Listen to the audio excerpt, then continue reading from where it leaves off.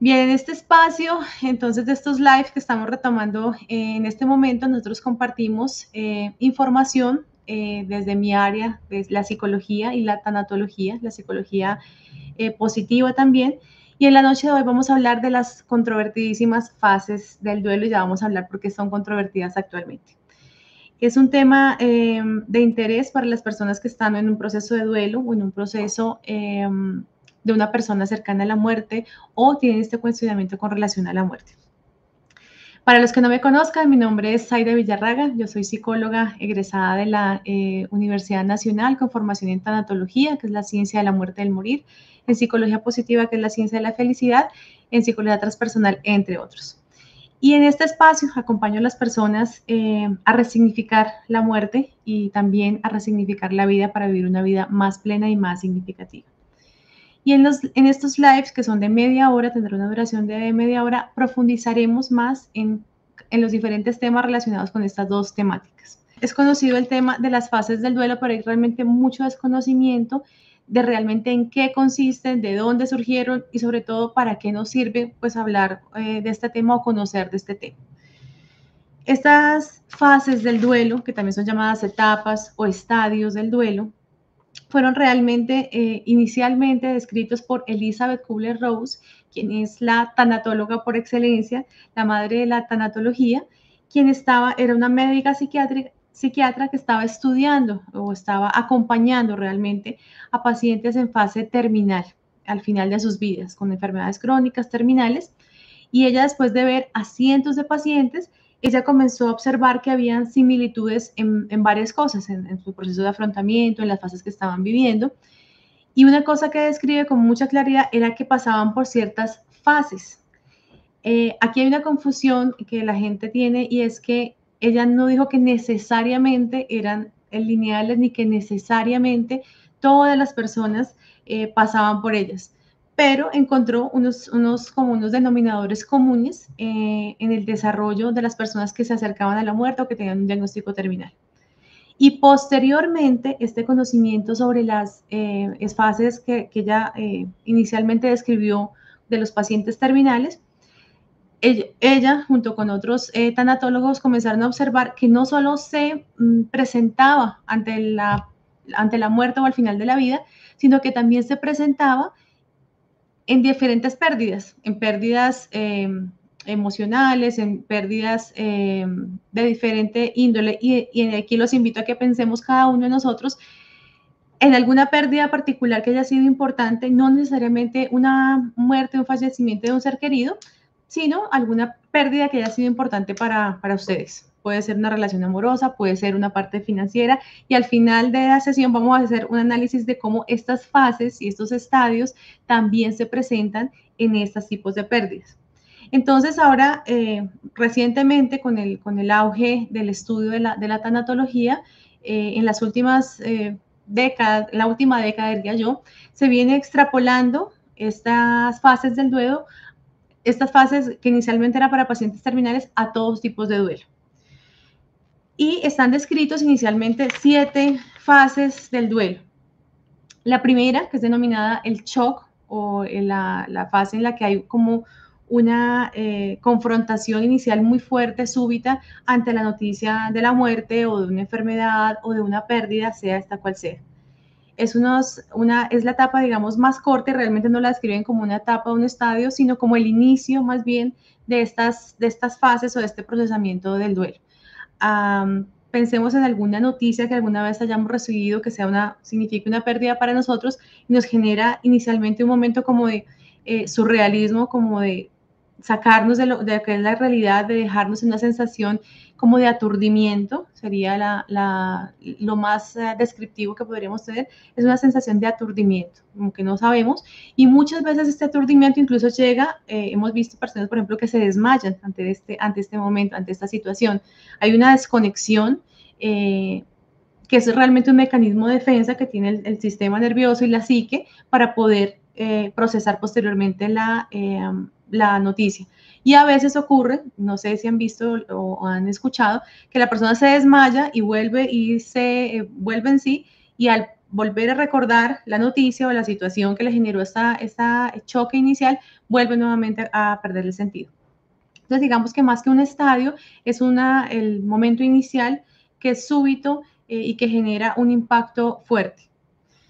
Posterior a entonces sí ya comenzaríamos a hablar de las fases y de los estadios como tal.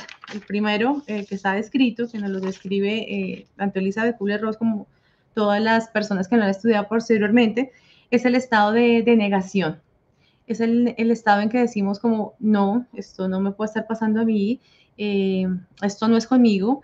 Si es, por ejemplo, un diagnóstico de una enfermedad, entonces pedimos 1, 2 o 3 o 4 conceptos más, o radiografías o exámenes, que comprueben esta situación o no.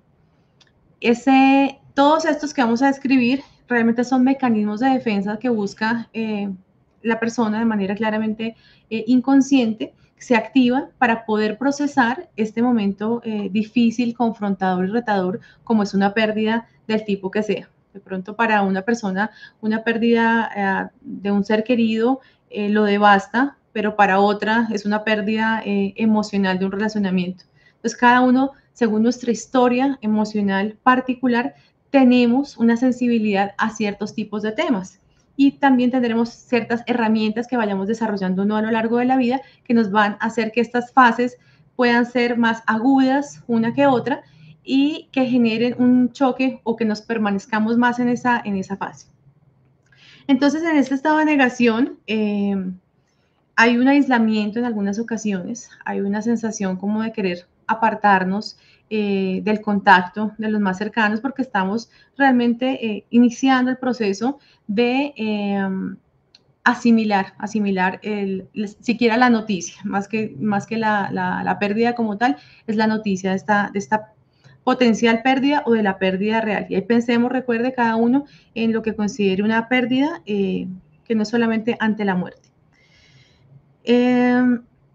Frases que escuchamos muy frecuentemente en esta fase. No, no es verdad, no es cierto, hubo un error, no puede ser cierto. Tipos como frases como estas pueden ser de negación. O también frases como de no realmente literal la aceptación de eso. Yo estoy bien, esta relación no terminó, ese dinero no se perdió o este diagnóstico no es real. Negación total. ¿Qué pasa en ese momento? Tendemos a los familiares que estamos rodeando y viendo la situación, nos damos cuenta objetivamente de lo que está ocurriendo, aunque a veces los familiares también entran en estas mismas fases. Y esto es algo muy importante a tener en cuenta, y es que las fases se van a presentar tanto en la persona que está procesando la pérdida o el diagnóstico, como en la familia.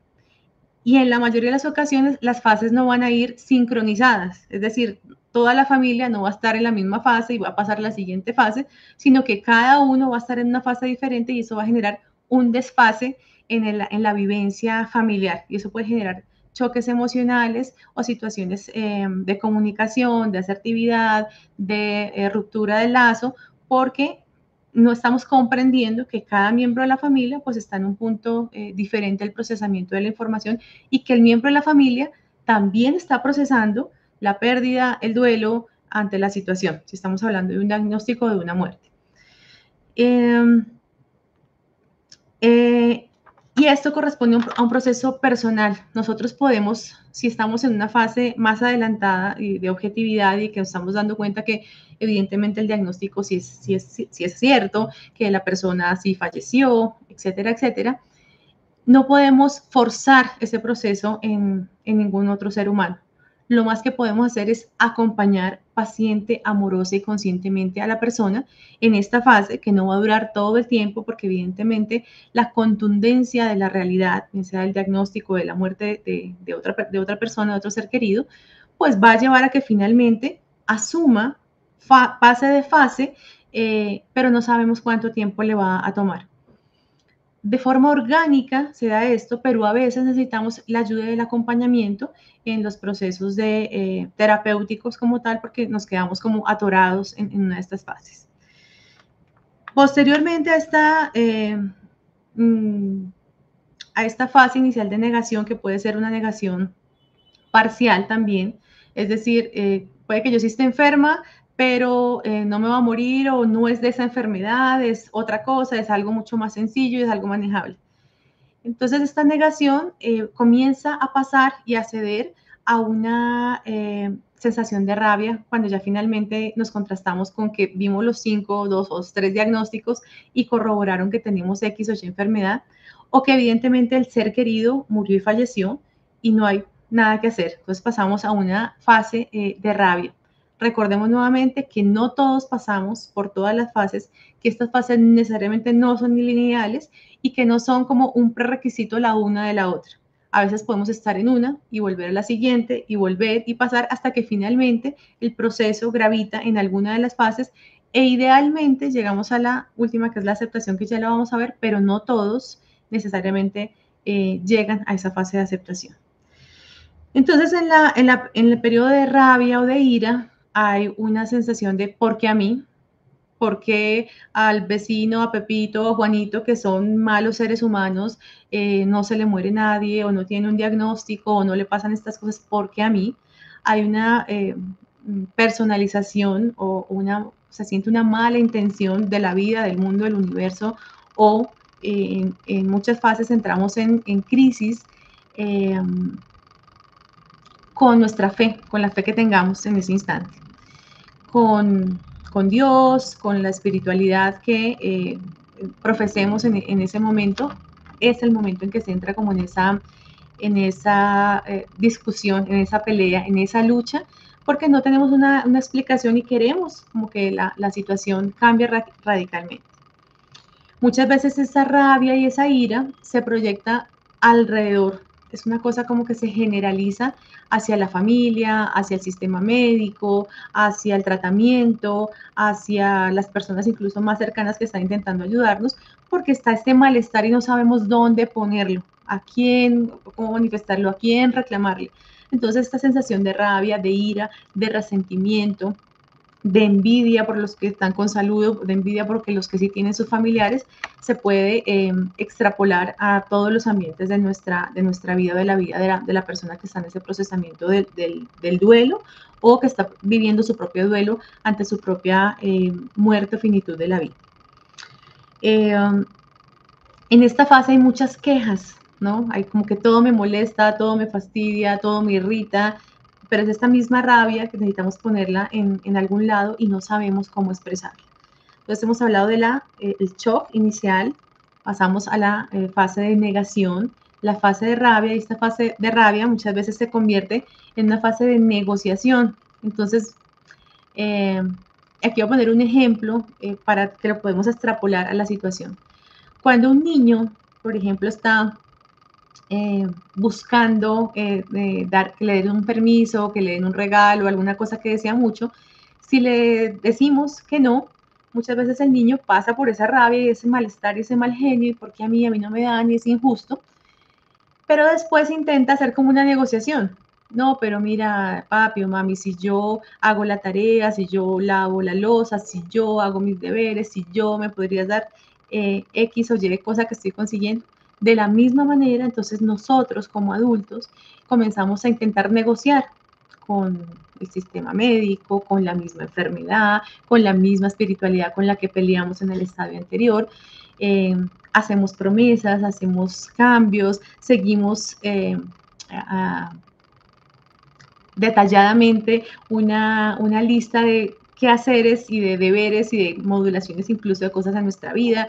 Si no orábamos, orábamos, si no meditábamos, comenzamos a meditar, si no creíamos en algo, tal vez comenzamos a creer, y es como una negociación que hacemos con la vida para lograr un cambio, una transformación, bien sea que se vaya el dolor o bien sea que la enfermedad desaparezca, y en los diferentes tipos de pérdidas aplicamos este intento de negociación porque es el deseo, es la esperanza de que algo cambie y buscamos algún tipo de solución. Estos procesos, la mayoría se dan obviamente a nivel inconsciente, ¿no?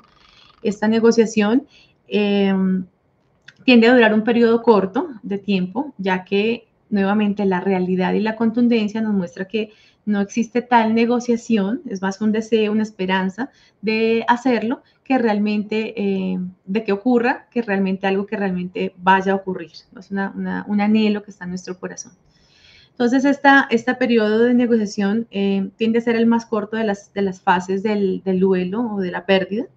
Y luego este estado entonces de negociación, cuando ya finalmente pues vemos que no hay ningún resultado en esta negociación, pasamos o pasa la persona a un estado que llaman de depresión, pero que yo prefiero llamar, o algunos teóricos prefieren llamar de tristeza, porque la depresión como tal tiene unas características diagnósticas que realmente no necesariamente se cumplen en este caso, pero sí es una tristeza profunda que nos puede llevar a un estado depresivo posterior si no se maneja, si se cronifica en el tiempo, si estos sintomatologías del llanto, la tristeza, la pérdida del sentido de la vida, la falta del gusto hasta para comer, para querernos movernos, que se llama anedonia, el no querer nada, se cronifican en el tiempo, nos puede llevar a un estado depresivo.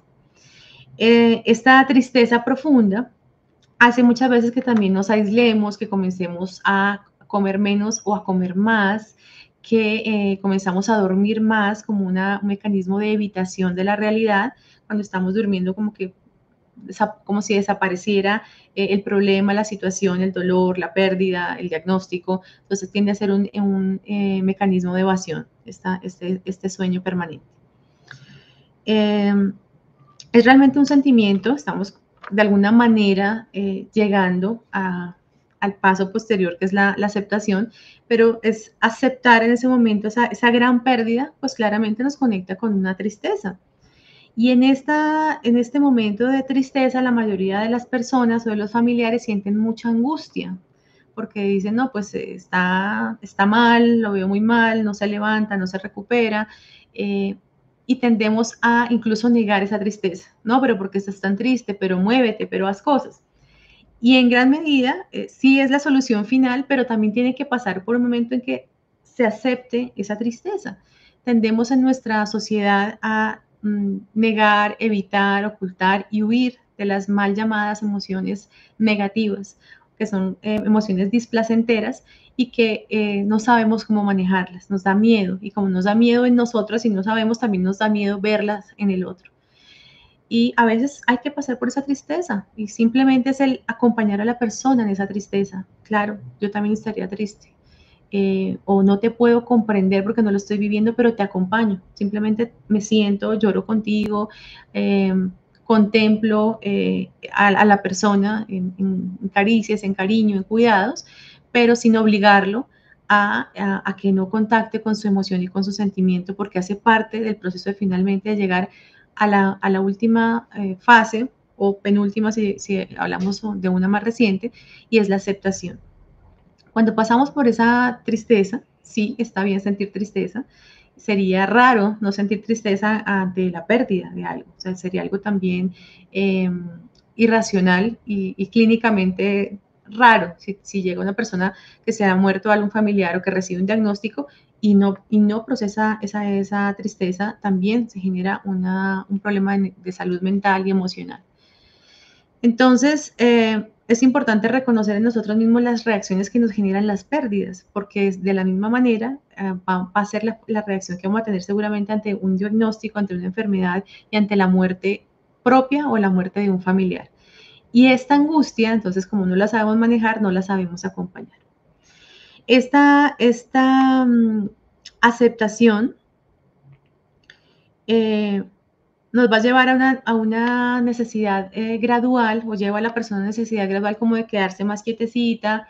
Aquí el descanso va a ser un descanso diferente, no va a ser un descanso de huir de la situación, sino va a ser un descanso reparador, finalmente la lucha termina, finalmente no estoy combatiendo nada, no estoy negando nada, no estoy en rabia con nada, entonces como que es la calma después de la lucha. Esta es una descanso diferente, es una pasividad, entre comillas, diferente.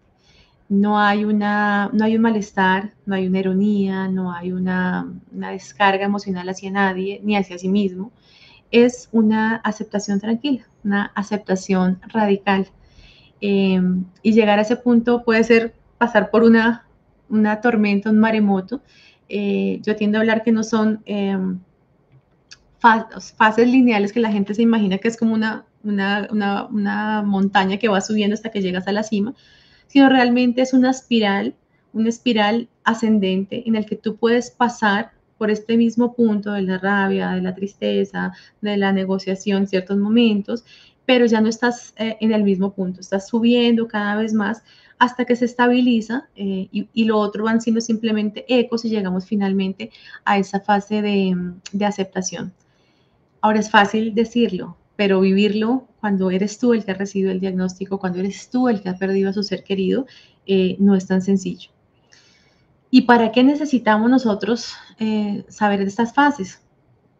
Bueno, y olvidaba una fase final cuando hay tiempo, digamos, para el paciente, para la persona, o en la persona que lo viven más las personas que están en el proceso de duelo, que no solamente llegan a la aceptación del duelo, de la muerte, del fallecimiento de su ser querido, sino que además pueden llegar a una fase superior, que es una fase de aprendizaje. Es que yo puedo mirar hacia atrás y ver el proceso del duelo que viví y sacar mis puntos de aprendizaje a lo largo del proceso, darme cuenta y sí, sí, estuve en negación este tiempo. Oye, sentí mucha rabia contra todos y traté muy mal a las personas en estos instantes. Oye, esta sensación de vacío finalmente cuando acepté con tristeza la pérdida de mi ser querido o de mi propia vida, ¿en qué la transformo y cómo puedo resignificarla? Si puedo generar un recuerdo póstumo o alguna situación en la que sienta que ese vacío sea llenado, no como un reemplazo de algo, sino como una resignificación de esa pérdida. Y ese es el momento de más sublime del proceso de las fases del duelo, que muchos no lo enuncian, pero es realmente el momento final al que todos deberíamos llegar en este proceso de resignificación. Elizabeth Kubler-Ross también habla de algo muy importante y es que en todas las fases, en todas las etapas, algo que ella veía en todos los pacientes era la esperanza. La esperanza a partir de que pasaba de la negación, todos los otros estadios estaban acompañados de esperanza, de ilusión, de la idea permanente de algo que cambiara, que mejorara o que simplemente estar tranquilo o estar bien. Esta era una sentimiento, una emoción que ella veía en común en todas las fases, que se manifestaba con rabia porque era el deseo de que eso se manifestara o con la negociación, pero que ella lo veía como un pronóstico positivo en todos los pacientes cuando estaba esa emoción, la esperanza. Y de hecho hay un médico que actualmente vive que estudia netamente el poder de la esperanza. Más adelante, en otro momento, podría contarles de esto y hace unos estudios bien interesantes y tiene un instituto para el estudio solamente de esta esperanza, que realmente era lo que mantenía y mantiene a muchas personas o nos mantiene a todos en los procesos, nuestros propios procesos de duelo. Cuando la persona llega a una desesperanza aprendida, es decir, que siente que haga lo que haga, pues ¿para qué lo hago? Deja de luchar, deja de encontrarle un significado, deja de querer vivir. Entonces, ese es un momento muy riesgoso para la vida de todos en general, no solamente los que estamos en duelo. Bien, entonces estas fases no nos sirven para señalarle a la persona cuando está en duelo, decir, mira, tú estás en negación. No, es que mira, a ti te falta para llegar a la aceptación pasar por la depresión. No, es que tú, mejor dicho, necesitas activarte para que pases de una fase a la otra. Realmente, cuando llegamos, si hemos estado nosotros en un proceso de duelo y nos llegan a decir eso, es realmente, o sea, no nos ayuda para nada y sí nos genera mucho disconfort y mucho malestar. Puede ser que resienta el vínculo, que se sienta incomprendido, que no se sienta escuchado y validado en su dolor y en su proceso. Nos sirve para comprender, saber que es un proceso y un proceso no se puede acelerar. No es de que diga, bueno, yo voy a vivir la negación en 1 hora, la rabia en 3 y pasado mañana ya voy a estar en aceptación. No, no es algo que podamos nosotros apresurar, que podamos ponerle en doble velocidad, en quinta, para poder llegar más rápido. Es algo que, como les decía al inicio del live, va a depender de características emocionales, de estructuras familiares, de nuestras propias heridas previas que tengamos, la forma como hemos asumido las pérdidas en general en nuestra vida, pues va a determinar cómo nos vamos a confrontar y cómo va a ser nuestro propio proceso del duelo. Hay características diferentes para cada uno. Si para mí es muy importante, digamos, una pérdida financiera y eso representa mi valía como ser humano, esas pérdidas muchas veces para algunas personas que ponen ahí su valía son más graves o más difíciles que procesar la muerte de un familiar. Eso ocurre dependiendo de los criterios o los valores o la historia de cada persona. Entonces, nos sirve entonces para saber que es un proceso, que no es lineal, que no es que acabe esta etapa, como que acabe la primaria y pasé al bachillerato y luego la universidad, sino que puede haber una ida y venida y por eso puede ser a veces muy agotador tanto para la persona que está viviendo el duelo como para las personas que estamos acompañando a la persona que está procesando el duelo de una muerte, el duelo de un diagnóstico, el duelo de una pérdida, pueden ser muy reincidentes, muy reiterativos y puede generar también un cansancio para el familiar. Entonces, al comprender que es un proceso que no se puede dar rápido, que es particular para cada uno, también podemos ser más empáticos con el proceso del otro. Podemos saber que si nosotros tuvimos un duelo y fue muy difícil llegar a ese proceso de aceptación, podemos ser más empáticos con el otro y saber que va a ser también un proceso para esa persona que tendrá su ritmo y que lo importante en cada uno de estos momentos es acompañar desde el corazón, cómo te puedo ayudar en las fases finales, puede ser simplemente te acomodo, cómo te acomodo la almohada, te humedezco los labios para la persona que está en un proceso de muerte, o para una persona que está elaborando su duelo, es llevarle comida, es recoger los niños o sacar el perro, es hacerle mercado, pueden ser cosas supremamente operativas, o simplemente sentarte con él o con ella a llorar, a recordar. Puede que sea la quinta vez que lo diga. Bueno, serán 5 o 6 veces, pero es un proceso sanador. ¿Cuándo hay que tener como una señal de alerta? Claramente cuando hay una pérdida por el deseo de la vida, cuando se deja de alimentar, cuando no quiere ver a nadie, cuando se pierden las actividades de autocuidado básicas, bañarse, peinarse, cambiarse la ropa, y ya han pasado 2, 3 días, semanas y se va cronificando en el tiempo, puede llegar a la pérdida del trabajo, a generar otros conflictos emocionales que no son necesariamente relacionados con la pérdida misma, con el duelo que está viviendo, sino con como efectos colaterales de este duelo prolongado, este duelo crónico. Importante que es, si es vivir cada fase sin juicio, ¿no? Ni enjuiciando ni enjuiciándonos a nosotros mismos. Saber que es un proceso que tenemos que vivirlo sin hacernos daño, sin hacerle daño al otro, para poder procesar realmente la pérdida. Entonces, la utilidad es saber y conocer que existen estas fases. Vamos a repasarlas. El shock inicial, a ver si están por allí pendientes y quieren escribir para saber si las tienen presentes. El shock inicial, que realmente más que un estadio, es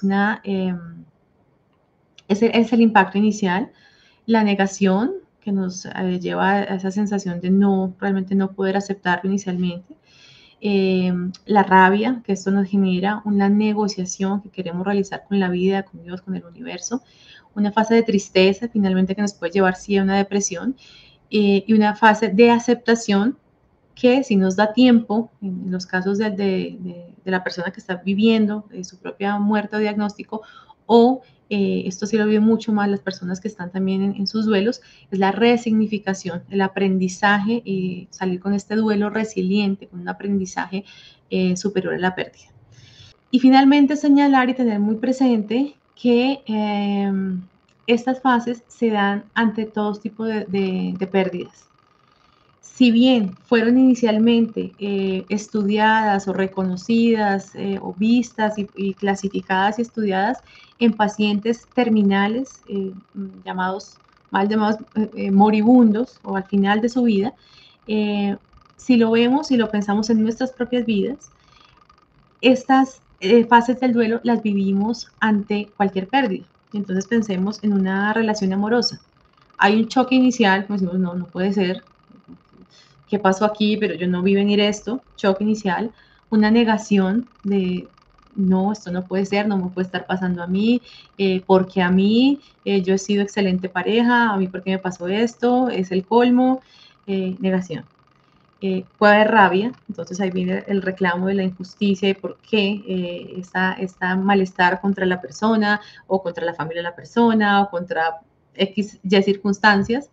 Eh, Intentamos a veces generar estas negociaciones, ¿no? Como, no, pero es que tal vez algo se puede reparar, yo te perdono la infidelidad y tú aceptas tal cosa, yo puedo entender que intentamos hacer ahí una negociación.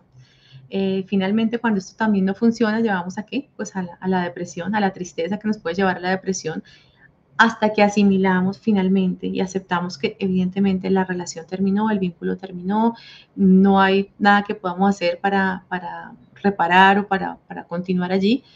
Y si tenemos la suficiente capacidad, pues llegamos a una fase de incluso de aprendizaje. Ok, ¿qué fue lo que de pronto incluso no debía haber aceptado en esta relación? ¿Era apego o era amor? ¿Era costumbre? Y ahí llegamos a la fase más valiosa que es realmente el aprendizaje, no solo la aceptación. La aceptación no considero que sea la, la final y ni la más importante, sino es esta otra en la que podemos sacar ese aprendizaje. Ante una pérdida financiera, pasamos por los mismos estadios, el shock, la negación, porque no, esto no me puede haber pasado a mí, debe haber algún error, el dinero tiene que estar en alguna parte, me lo van a devolver, la rabia, pero qué injusticia, me robaron, la negociación, ¿qué se puede hacer? La tristeza, finalmente sí, ese dinero se perdió. Entonces, y llegamos finalmente a la resignación o aceptación y podemos sacar también un aprendizaje. Entonces, miren que realmente estas fases del duelo se aplican a todo tipo de pérdidas y podemos procesarlas si sabemos que es un proceso, si sabemos que no es lineal, pero que si sabemos que podemos llegar a una fase finalmente de aceptación, podemos en nuestra vida cotidiana ir modulando y pasando de pronto más rápido por esas fases sin quedarnos atorados, sufriendo demasiado en una de estas fases, porque lo que nos genera el sufrimiento es el apego a alguna de ellas, la resistencia a generar la transformación y la aceptación final y llegar finalmente a ese aprendizaje incluso. Ese es el más valioso de todos, el aprendizaje del proceso. Entonces, aquí voy a mirar, aquí hay una pregunta por Instagram, por YouTube no veo. Ok, aquí está manifestando que la forma de expresar su duelo o dolores con crisis nerviosa. No sé qué llamas tú exactamente crisis nerviosa, porque a veces utilizamos ciertos términos, pero realmente no es necesariamente eso. Si te estás refiriendo de pronto a que entras en llanto o a que te pones muy nerviosa con algo, a que no puedes en ese momento, como estás aturdida y no puedes continuar haciendo lo que estás haciendo, entonces hay que ver exactamente si tú estás viviendo un duelo, si tú estás viviendo el duelo de alguien o si estás viviendo en ti un proceso de aceptación de una enfermedad o de un diagnóstico y encontrar las metodologías para que se genere ese aprendizaje y puedas ir pasando de esta etapa de mucho dolor, que el llanto llega pues como una expresión emocional, pero a veces también como un mecanismo de defensa para simplemente no procesar lo que necesito procesar, sino simplemente generar esta crisis y este llanto, pero sin llegar a un procesamiento, a una transformación de esa emoción y por lo tanto se volverá a presentar cíclicamente hasta que se procese y se pase al siguiente nivel. Y puedes hacerlo para que esta calidad de vida tenga no tenga un deterioro, sino tenga un aprendizaje, algo positivo para ti, ¿no? Que no genera estar permanentemente en esta sensación de tristeza o de crisis o de llanto, más si el duelo ha sido ya hace un tiempo, pues afecta la calidad de vida, el disfrute, afecta muchas veces lo que hablamos hace un momento, los vínculos, el desempeño laboral, si hay otros hijos, si hay otras personas cercanas, también se resiente un tanto el vínculo. Bien, nos pasamos hasta de tiempo. Entonces, la invitación en esta noche era a clarificar estas fases del duelo porque hay malentendimiento o un entendimiento superficial de lo que son estas fases y hoy pudimos profundizar y comprender mucho más estas fases. Para los que llegaron tarde o lo que lo están viendo después, los invito a que lo vean desde el principio. Bien, de forma general, porque podríamos hacer un live hablando de cada una de las fases, sería bastante largo.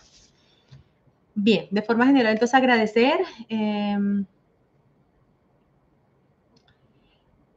Mi machín nos dice de qué manera podemos ir preparándonos para la muerte de los familiares.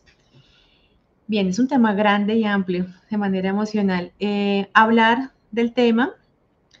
Voy a leerte esta frase de Elizabeth Kubler-Ross que tenía aquí para compartirles al final, que te puede dar una idea al respecto y complemento ya la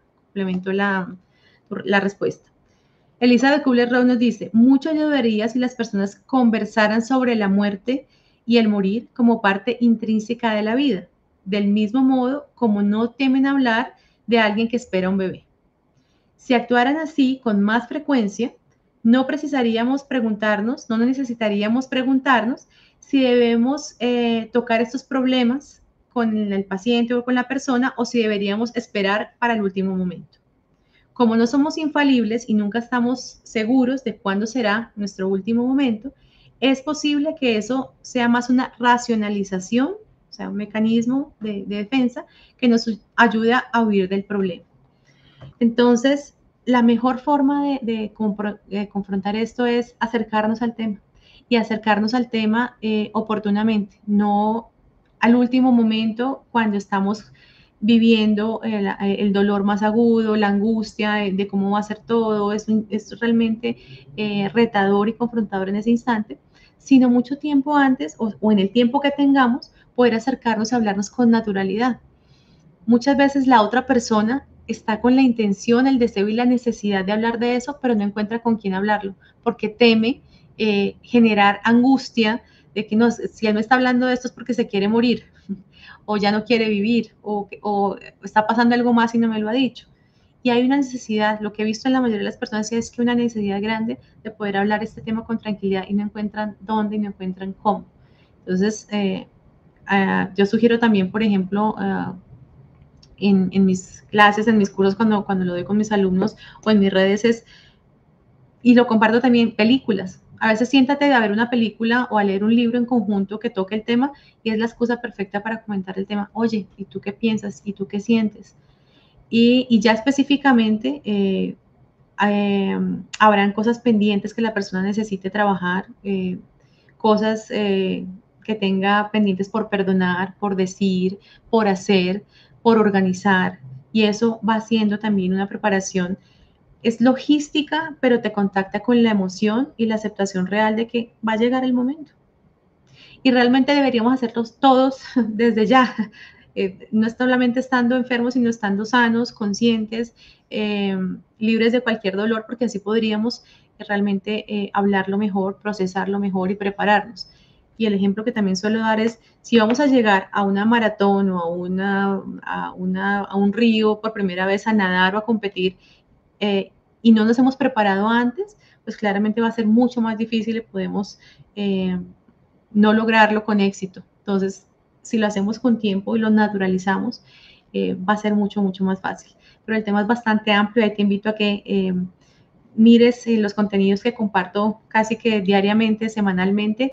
Te pueden dar muchos tips para trabajar esto de forma orgánica y más natural. Bien, a todos muchas gracias por su tiempo, por haberse mantenido aquí, si lo están viendo aquí, si lo están viendo en diferido. Muy bienvenidos a verlo desde el principio, a compartir cada 8 días semanalmente con alguna información de valor. Me pueden dejar comentarios de algún tema que quieran en particular tratar y con mucho gusto los iremos abordando a lo largo del año. Muchas gracias por su asistencia. Los invito a través de YouTube, Instagram, Facebook, TikTok. Ahí compartimos bastante información, a que sigan los perfiles para que no se pierdan de esta información.